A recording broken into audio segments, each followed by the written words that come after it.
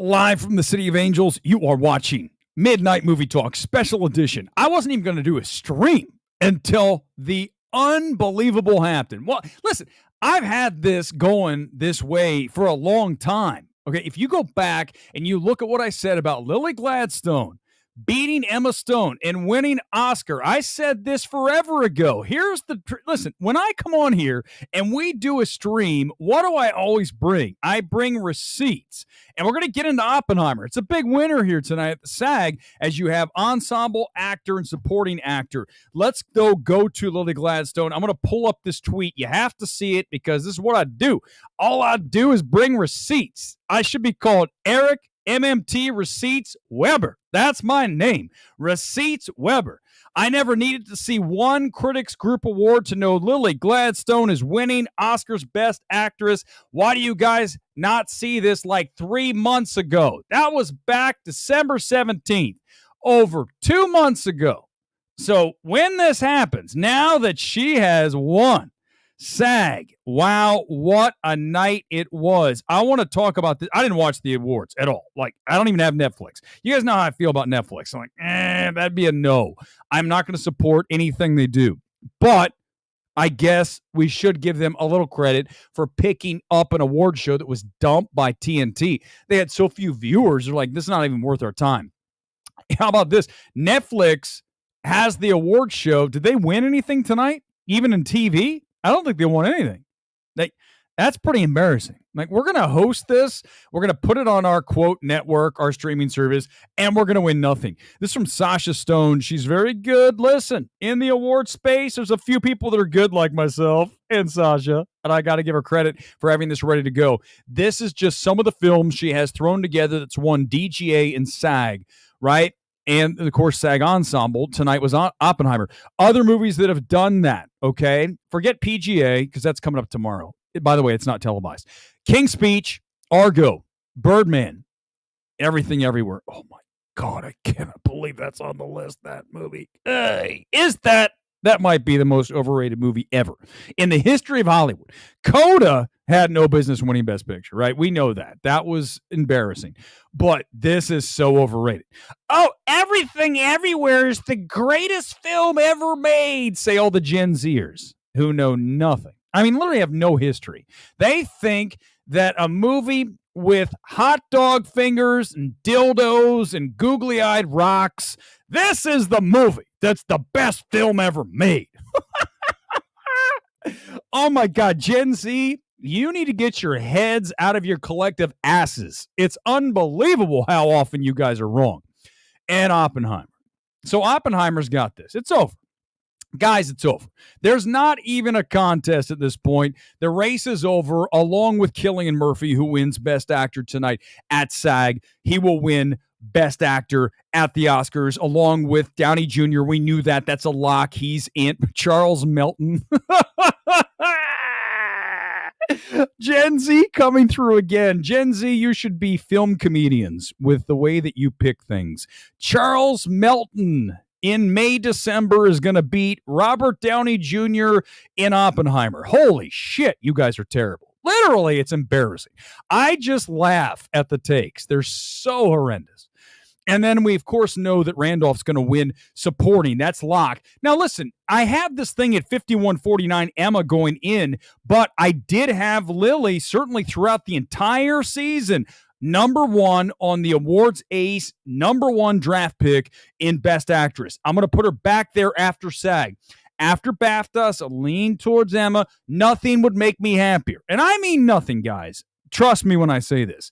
Nothing would make me happier than to see the absolute disgusting, abhorrent film, Poor Things, go home with 0 Oscars. And if Emma Stone does not win Best Actress, there's a very good chance that Poor Things will end up with 0 Oscars, which will be a celebration here on the channel, the likes of which you have never seen.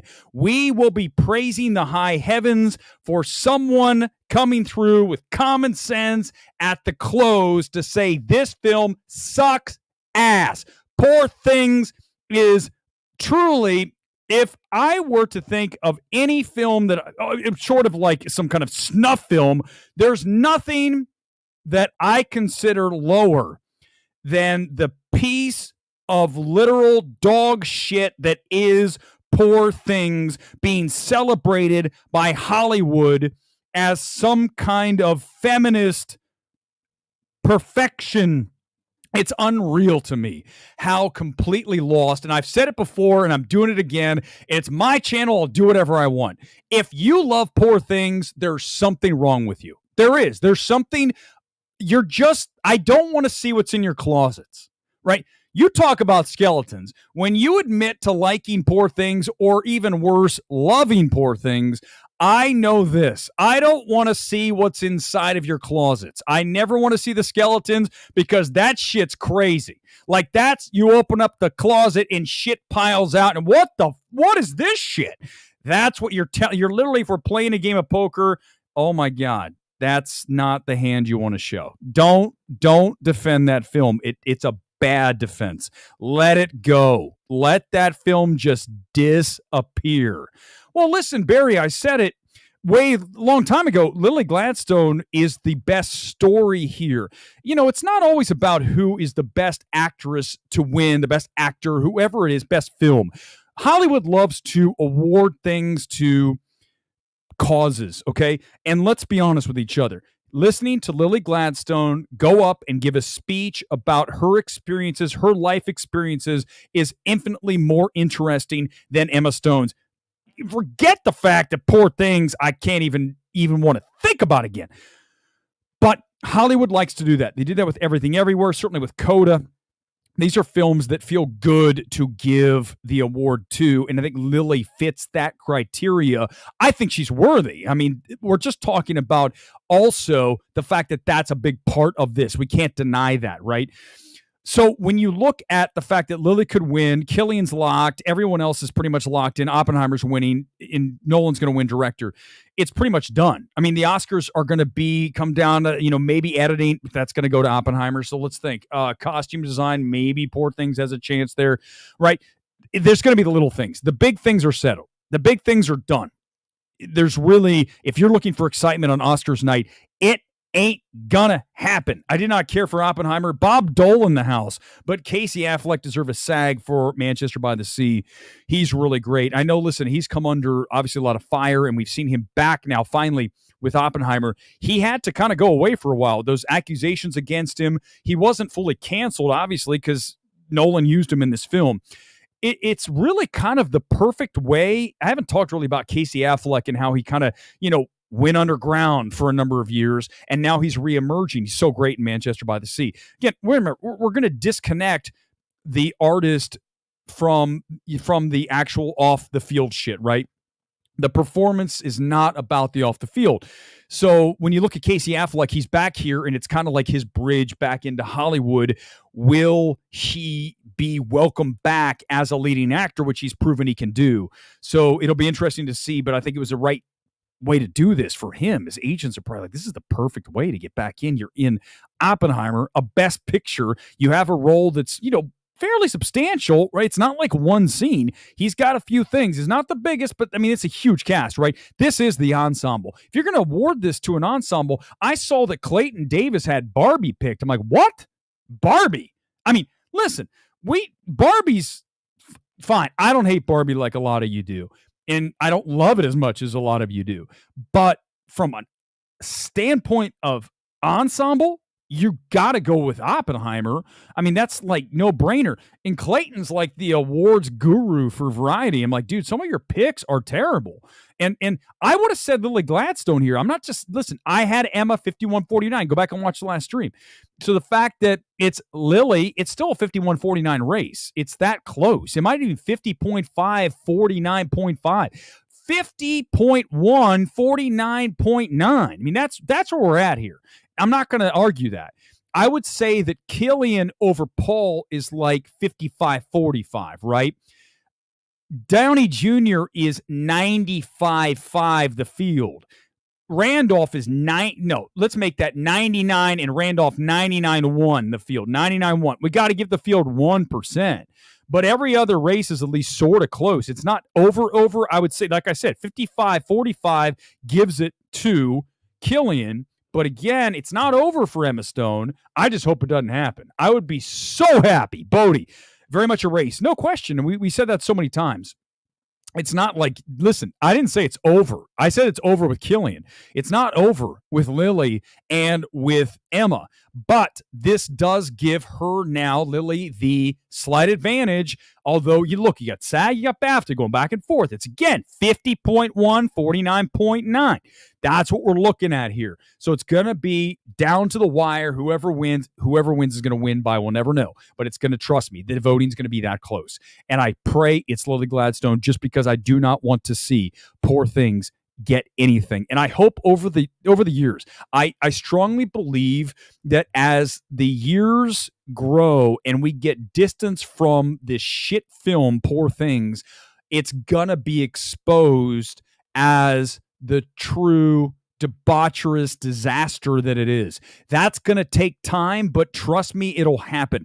It's happening with Everything Everywhere, a film that now people are going, wait a second, why? Again, I've said it so many times. Why do I have to always be the guy who steps in front and says, here's what's up. This isn't it. And then y'all come in after every fucking time. It's me. And then all of you come in after. Well, now, no. You don't come in after. You come in now. You come in ahead of time. You do not wait until it's safe and you're surrounded by your people. You don't need a hive. Fuck the hive. I don't need the hive. I never needed it. I'll never need it.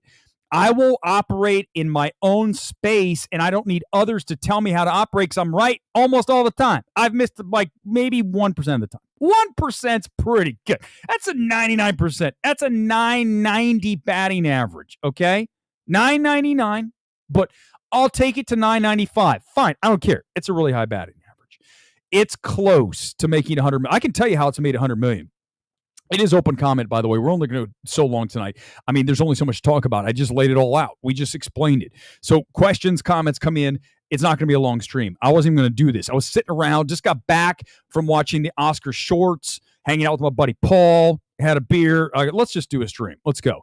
Here's how it made 100 million. Curiosity factor. People are talking. Listen, if you weren't listening to me, if you're listening to Film Twitter, if you're listening to like all the Hollywood bullshit artists, they're going to, oh, poor thing, that's so wonderful. And then you don't think people hear that? Of course, Emma Stone is a draw.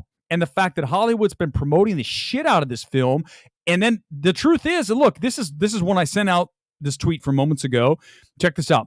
I sent this out saying, I just pray that Poor Things wins 0 Oscars. These are 2, you ready for this? These are 2 comments right here that came in right from the Twitter feed right after I said that. And this is what some people, you think I'm the only person who hates this movie? This is Mellow Proto. If you're on the stream, say hello. People left the theater early. One of the only times I've ever seen that. Just how did this get a Best Picture nomination? Simkani. Same thing happened at my screening. Hollywood elites are so detached from reality. That's why they keep fawning over this abhorrent film. Do you see? Guys, I'm not alone. I am not alone. The average person knows that Poor Things is shit. It's anti-humanity. It claims to be pro-humanity. It is a dirty ass, gross. I want to take a shower after watching that film. And we're not even talking about the fact that you have Mr. Pretentious Bitch. That, I'm telling you right now, if that's not one of the most pretentiously directed, and I'm so in love with what I'm creating, that Yorgos Lanthimos, I swear to you, one day you're going to be discovered as a fraud, because what you make is not high art. The Favorite's certainly better. Just because you have a fisheye lens and you do some weird shit, that's great. I'm sorry. I don't want to watch your weird shit. Obviously, you're a weird dude, Yorgos. There's something clearly wrong. You're not a normal dude. You talk about the skeletons in the closet. My boy opened up his closet. Yorgos has all kinds of shit coming out. Shit getting him arrested. My boy's fucking weird. And I don't want to watch that stuff. That's not what listen, I want to watch dark stuff, but I need to still have some layer of humanity. That's what I talk about all the time when you look at a movie like Terrifier. Terrifier crosses the humanity line. Go back and watch Roger Ebert's review of The Human Centipede. What's he talk about? There's no humanity. This is abhorrent. And this film trots out this, oh, isn't it great? She's finding herself. She's rediscovering her womanhood. And yet it deals with a woman that has her own baby's brain put into her head. And then she has sex soon afterwards. And she has comments that lead you to believe she's still a child having sex with dudes in a whorehouse. I don't know what to tell you guys. I can't even put it out more than that. I cannot put this more clearly to you than that's exactly the read. And I can tell you right now, I went to go see Lisa Frankenstein, another terrible film. My God, talk about anti-humanity. That film is gleefully awful. It takes glee in debauchery, and I can't stand that when I watch a film like that. It makes me ill, physically ill. When you watch Poor Things, there was someone in the studio, I heard her when I came out of Lisa Frankenstein. She was there, probably a 30-year-old woman. She was just there, and I heard her over say, this is at least better than Poor Things. And I went, what'd you say? Did you just say Poor Things is bad? I was so thrilled to hear somebody say, exactly when we talked about what I just told you, that this is a baby-brained woman, and you're thinking this is good. Again, if you like Poor Things, I'd keep it to yourself. It's not a good look. It's a really, really terrible look, actually. Bob Dole, Giamatti, and De Niro losing with age horribly. Giamatti here, really, if I had to pick, I would pick Giamatti. I've said that many times. That said, it's really hard to beat Oppenheimer's momentum right now. The Holdovers is not going to win Best Picture, obviously. It's going to be Oppenheimer, so you have all of the awards going to Oppenheimer. Oppenheimer's going to essentially sweep. I mean, it's going to win virtually everywhere that it's nominated. It's got score, it's got cinematography, it's going to get editing, it's going to get director. So when you have all these wins, that just gives you even more momentum to get that best actor because you're winning everything else. So you're in the best film and you have a performance that is at least on par. Some would say better. I say on par at minimum with Giamatti. What's going to win? It's going to be the film that is more lauded, and that's where Oppenheimer wins, and that's where Cillian Murphy beats Giamatti. Giamatti is such an underrated actor. I think this is certainly his best role and really an opportunity. We talk about some great roles over the years, but you look at his opportunity to win here. I don't know if it's his last chance. I hope it's not, but this is a really good look, right? They talk about quarterbacks in the NFL who get to that final stage. You look at a Jim Kelly who had all those opportunities to win a Super Bowl, and at some point the window closes. For Giamatti, listen, he's not 70. He's got time, but I think that this is one of those, maybe one of the last looks he'll have at a real opportunity to win, because he's not a true, lead. He's more of a supporting. He's a character actor. He can lead. We've seen that so many times. You go back on his career, go back to a small film, Win-Win, right? Go back and look at some of his, filmography over the years. But I think when you look at him, he's more of a supporting character actor, so you don't have as many opportunities as Cillian Murphy. It certainly hasn't had in a while, but now you're going to see Cillian Murphy obviously being the lead in Oppenheimer with a best actor. You're going to start seeing Cillian in more and more things. We've seen him over the years in so many films. I think he's Sunshine, right? Was he not? I love Sunshine. I mean, listen, you guys know how much I love Danny Boyle. If I were to pick one director that you guys don't talk nearly enough about, it's Danny Boyle. You look at diverse filmography. You look at what Danny Boyle has done. You look at a film like Tomorrow, right? What the fuck is the Beatles song? Yeah, whatever that movie was. Yesterday. My brain was there. Yesterday. A film that if you give that to any other director, it's a disaster. It just absolutely doesn't work. Somehow he makes Yesterday work because of Danny Boyle's strengths. And again, anytime I have a chance to mention Danny Boyle, I'll tell you, you got to watch Millions. I mean, Millions is one of my favorite movies of all time. I love Millions. If I had named one director that I want to direct any film, like a film about anything, I trust Danny Boyle. Sci-fi, horror, zombie movie, drama, comedy. Well, you've seen him do it all. I think he's the most underrated director in the entire, maybe history of Hollywood. Ghost Story is one of my favorite movies of all time. I mean, it really is. I know you guys are all going to go bring up the pie eating scene. That's fine. You can. I don't know if that is the definitive scene, certainly for me, for Ghost Story.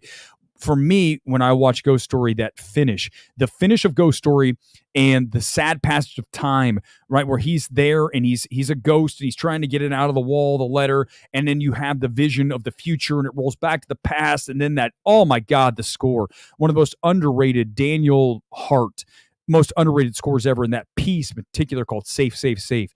I think it's one of the best pieces of work ever from a composer, and it's matted to the film. Oh my God, A Ghost Story is symphonically as beautiful as it gets on that close. And so I love that film. So anytime you bring that film up, I'll talk about it. A few more minutes here and then we're out of here. Listen, like a 25, 30 minute straight. And those of you who've never watched MMT, welcome. This is what it is. It's free-flowing. Yes, I will attack and savage people, but then maybe we'll get down to some nuts and bolts and some whatever the hell comes up. It's kind of like improv. It's basically an improv show. And I work off your comments. Okay. So please just bear with whatever you get. I'm tired of hearing about Oppenheimer. It's a good movie, not good enough for me to rewatch. I rewatched it. I've seen it 3 times now. The problem with Oppenheimer, I said it from day one when I first watched it, go back and watch the stream from way back in July. The problem with that film is the construction of the screenplay. It's not how I do it. Obviously, you have the back 45 after the test. And after the Trinity test, we're talking about going back into the hearings. You lose all that momentum. So you peak and then you come down. Granted, the end comes back up. But what Oppenheimer does is it builds right to the crescendo. Then we come back down. And then at the end, we're going back up. You really want the film to go right here and then maybe a little down. That's the traditional thing, is a build and then your peak, your pinnacle, and then you're going to drop it. This is not that. And that's one of the problems with the film. It's also very long. It's a long film, obviously. You guys know that. And I think any film that's of really great length is going to be a challenge for rewatches.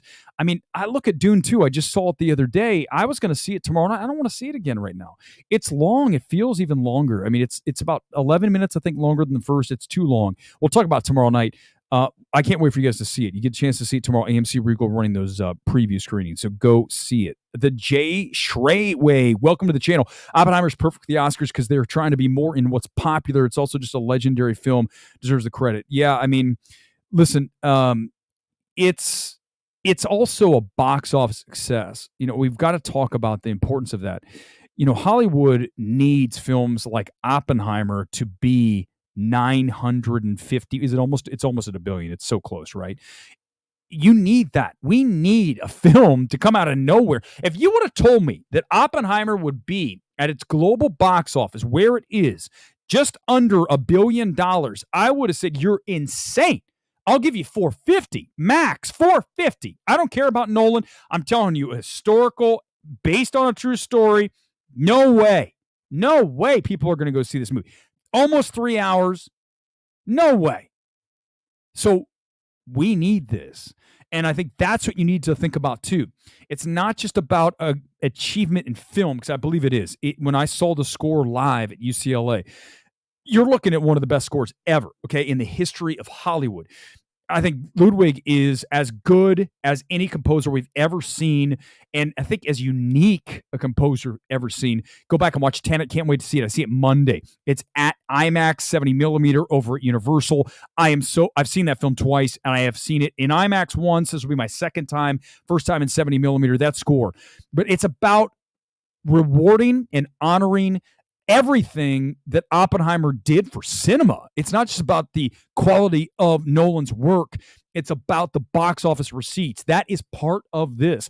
And that's why you are looking at a really, really fair, if you look at like the film that really deserves to win Best Picture because of the achievement in film, it is Oppenheimer. We talk about that all the time, right? We talk about, it's really, for me, Best Picture is the greatest achievement in cinema. That's how I view it. So if you're looking at the greatest achievement in cinema, what was that last year? It sure as fuck wasn't Everything Everywhere. You know damn well what it was. It was that. It was Tar. Tar is not even, guys, this isn't even a contest. Tar is the #1 cinematic achievement of 2022.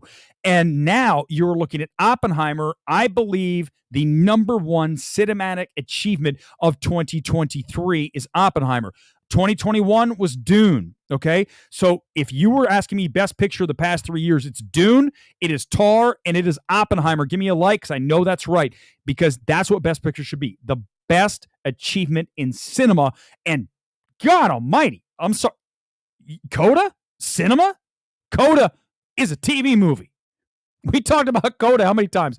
When's the last time you had a director of a film that wasn't nominated, not just nominated at the Oscars, DGA, you name anyone that had a best director?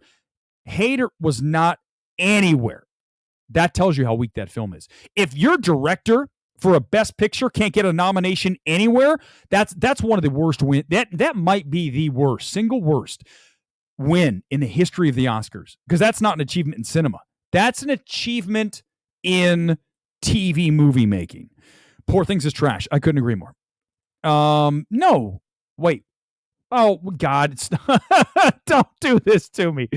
Don't do this to me. It is the gift that keeps giving. I don't even ask for this. Guys, for those of you just joining, you're just like, oh, okay, here's the guy who's railing on Poor Things again. I have never once, nor will I ever, attach myself to a like or dislike or champion or trash a film based on views. Who cares, guys? I looked this up the other day. I never thought about this. Do you guys know how much money you make from 100,000 views on YouTube? Come in right now. Let's play this game, and I'll play it tomorrow night too, because I'll see who's there. Terrifier 2 is great, except for the fact that it loses humanity. It's too much. How much do you think you make for 100,000 YouTube videos? Views. Tell me right now. Come in and tell me. Tar, I know. Listen, it's going to happen. Yes, exactly. It's embarrassing, isn't it? Why do you think it's more? Sopnik, it's more than 16. I'll tell you in a second, Tom. Play along. It's more than 100,000. 100,000 YouTube views. Don't Google it. Don't Google it. It's not 2. It's more than 100, but it's not nearly as much as you think it is. It's $1,000. So listen, let me explain something to you guys.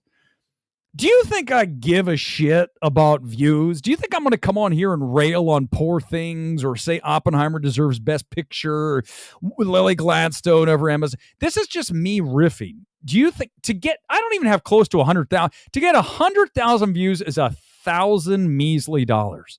$1,000 for what? You guys, there's only like about 5, not even 5 people in this space making money.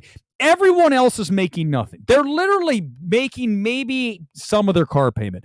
So that's why I don't give a shit. That's why I say whatever I want on this stream, because even if I get to 100,000 views, it doesn't matter. Who cares? $1,000? I'm not saying I wouldn't take 1,000. Come on, guys. It doesn't matter. Yeah. Exactly. Richard, exactly. That's the thing. But listen, here's the deal.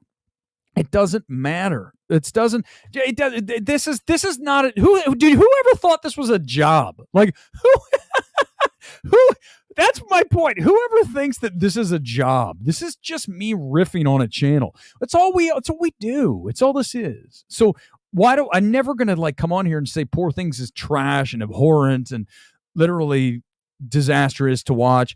I'm never going to say that to get views, because what's the point? It's not even worth it. I'll just say what I need to say. I think you're confusing Lily with someone else. At least you're female. Okay. Oh wait, we're talking about. I can't do it. I can't, guys. All right, 5 minutes and we're out. 5 minutes and we're out of here. I'm happy Oppenheimer and Chris Nolan get plenty of love. That said, enough of the film's campaign. Ready? It is. It's time. Well, listen, it's because we've been talking about these movies for 7 months. I mean, these movies, Barbie and Oppenheimer, opened in July of last year. So you're looking at 6-7 months. It's going to be 8 months in March, right? That's too long. I mean, I'm ready to move on. I'm ready to talk. I'm even tired of talking about Dune 2, and I know you guys haven't even seen it because I'm not as enamored with it as I was with the first. I don't know what to tell you guys. It's just stretched out. It's just remind me of Blade Runner 2049. Too stretched out. We'll talk about tomorrow with your comments. 5 minutes, Blitzkrieg, whatever you got. Let's do it. Watch Oppenheimer 4 times. You got me by 1. I've seen parts of it 5 times, but I haven't seen all of it. Yes, of course. I told you guys I used to do TV news. Yeah, some night I'll show you my red. You guys will laugh. I'll show you my TV news thing, and you guys will be like, "Good Lord!" All right, less than five. I watched Poor Things. What the hell did I just watch? The movie's so bad it smelled like a rat's stinking ass. Hunter Houllier, welcome, or Houllier. It's fantastic to have you here. Anyone that hates that movie, you're more than welcome to be here. If you like the movie, you can be here too. We're just going to make fun of you. We're just going to tell you don't admit that, because then you admit to having skeletons in your closet. Then when you open the closet, they're going to engulf the person. Literally, it's not one, it's a multitude of skeletons that come piling out, and they just bury the person. Don't do it. I would love to see Danny Boyle's No Time to Die. It almost happened, right? Yeah, Danny Boyle. Let's have more Danny Boyle movies. Even a movie like Trance.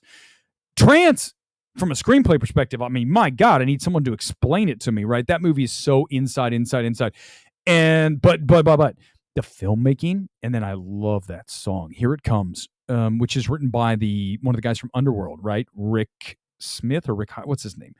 God, that song's unbelievable. Here It Comes. Go listen to it. If you haven't seen Trance, you got to see Trance. But when you watch, if you remember, just go back and listen to that song from Trance. You'll be like, holy shit. That's how good that, whenever you mat music to film in that manner, and it's so part of the DNA, right? Go back for me and you watch Drive. And I talk about Drive so often, but you think about A Real Hero, right? College. You look at that song and it's matted. As soon as you hear it, you're taken back to Drive, and you're in the car and you're driving down the LA River. That's the magic of film. That's the magic of cinema. And any director who's able to do that and to do it well is always going to be someone that I'm going to admire greatly. Yeah, I guess maybe you're right. I like a more heady, contemplative, meditative film. So for me, Dune is more than Dune 2. And I've said it so many times, we'll talk about tomorrow night. The loss of Oscar Isaac and Jason Momoa are two huge losses. It's like, your football team going down your star, if not your star quarterback, because he might not have been the star, because Timmy Chalamet is the quarterback, but you're talking about a wide receiver in Oscar Isaac that is all pro. And if you don't have your all pro wide receiver and Jason Momoa, who's a damn good fullback, you're in trouble. And that's the problem with the film. It's missing that. It is missing some of that. The soundtrack and the score, it's not just the soundtrack, it's also the score, right? It's Cliff Martinez's score and that soundtrack that Refn put together. And and I think, Gosling, I've heard, loves synthwave, and that's really where synthwave kind of came back. You go back and look at that opening title track, Kavinsky, right? That song's badass. I mean, that sets the whole tone for Drive. When you get to Drive, and then all of a sudden you take that shot of downtown LA, and it starts kicking in with that Kavinsky, it's got that like demonic voice. I did a doing that call. You're like, holy shit. I remember sitting there in Boston. Ken Murray, if he's on the stream, he was there. Probably we were 3 seats away from each other. And I remember the moment that I heard that song, I'd never heard it before. With that heavy beat. I'm like, holy shit. And then the voice comes in and I'm like, dude, what am I watching? This is art. Like, Drive is cinematic art. And I adore a film like that. Is it mega violent? Hell yeah. Would I say, I always say all the time about Drive, what would I change about that film? I would not show him splitting the guy's head open like a pumpkin. I would have the sound. I would never show it, because I think that the biggest horror comes from what you don't see. Look at Jaws, right? I mean, come on. Slumdog Millionaire or Millions. I like Slumdog Millionaire a lot, but Millions is a beautiful film. If you put Millions on, and then if you've seen Millions, I don't want to give it away, but when we get to the end, when mom and son are together, without giving it away, I cry every time. I cry. I lose it every single time, mom. And oh my God, that movie. It's so great. Millions, and the score, again, what a beautiful little score on that film. I love Millions. It's a film that no one talks about. These are the films why I love film. You go back and I remember these experiences watching these films for the first time and going, these are the films I want to watch. And what do they have in common? They're usually indie. They're usually smaller. They usually are grounded, right? Every film I just mentioned is grounded. Tar, grounded. Millions, grounded. I mean, there's a little bit, because it's obviously the child's imagination, but it's still grounded. I believe that family lives in the middle of Manchester, England, wherever that's set, somewhere in wherever England. And then you've got even Slumdog grounded, obviously.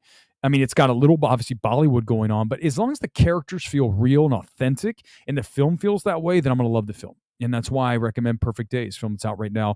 I have issues with it, but it's very grounded, very, very, very grounded. Exactly. You'll never forget Slumdog Millionaire. Such a great film. All right, let's pick it up tomorrow. That's it. I'm going to do a short stream. We'll do another one tomorrow. We'll make it pretty free-flowing tomorrow because there'll be Dune 2 comments. There'll be whatever else. It is what it is, like always, on MMT. Like tonight, I wasn't going to do a stream. But you know what? I did it because the title is exactly what's the case. Oppenheimer is winning Best Picture. It's over. The race is over. All the races are over except for Best Actress. I still think Lily, at this point, I'm going to put her over. It's a 50.1, 40.9 race. It's that simple. I hope it's Lily. I really do. And I hope Poor Things gets 0 Oscars. And I hope Oppenheimer sweeps every category because it deserves it. It is the greatest achievement in cinema in 2023. Not even a contest whatsoever. And I think we're going to get it. That's it. Live from LA. Peace. I will see you tomorrow night on the Sunday evening Big Show.